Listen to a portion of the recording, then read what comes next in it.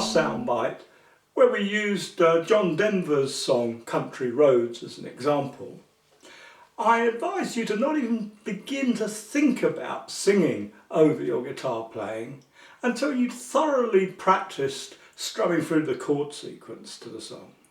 And I emphasise the importance of familiarising yourself with the underlying rhythmic feel of the song and being able to play this consistently through the chord changes with such automaticity that your attention was freed up sufficiently to be able to tell me exactly what you'd had for breakfast this morning whilst continuing to play through the song.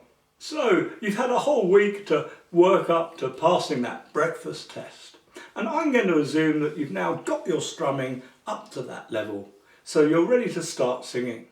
Now, I appreciate that there are many of you who are naturally very good singers and therefore won't really need to work through each of the following steps. However, I'm going to ask you to humour me and follow the lesson anyway. If only because I think it will help you appreciate better the relationship between the two different tasks, playing the guitar and singing over what you're playing at the same time. For the next step, you will need to listen to a recording of the song, and it will help to have a copy of the lyrics to hand.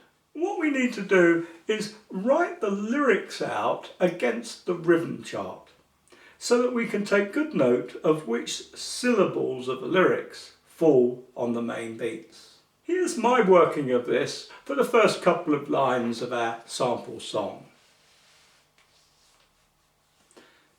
So a couple of points come out immediately from this exercise.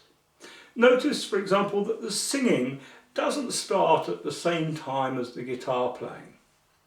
The first word, almost, is timed so that the second syllable of the word, most, coincides with the second main beat of the first bar.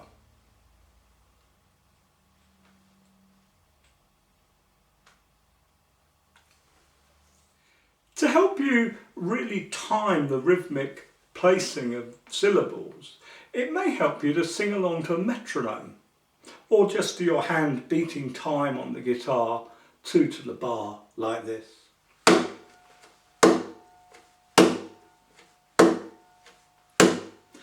Almost heaven, West Virginia,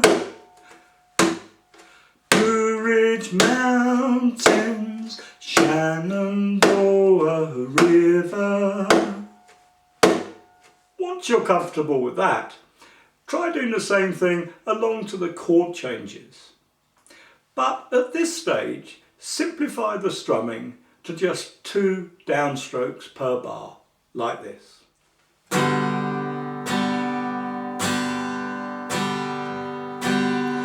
Almost heaven, West Virginia, Blue Ridge Mountains, Shenandoah River. The time it takes to master this step will vary from a couple of passes for those experienced singers and players to several hours of repeated practice for those with less experience. But to be honest, there's nothing to be gained by trying to miss this step out or by rushing through it and doing it less than thoroughly. Once you do feel confident that you have this nailed, then simply allow the rest of the strumming pattern to fall into place.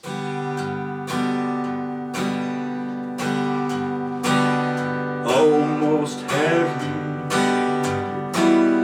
West Virginia, Blue Ridge Mountains, Shenandoah River. Life is older than dream. And keep practicing, and the more you practice, the more your audio memory will take over, and you'll be able to relax and not so much think about the song, but get more into the feel of it. This is an important point. This focusing of the attention on the rhythmic placement of the sung words against the main beats must be seen as a transitional exercise and should be continued as long as it takes to be able to transfer that process to the feeling centre of your brain. So in this little lesson we've focused in on timing.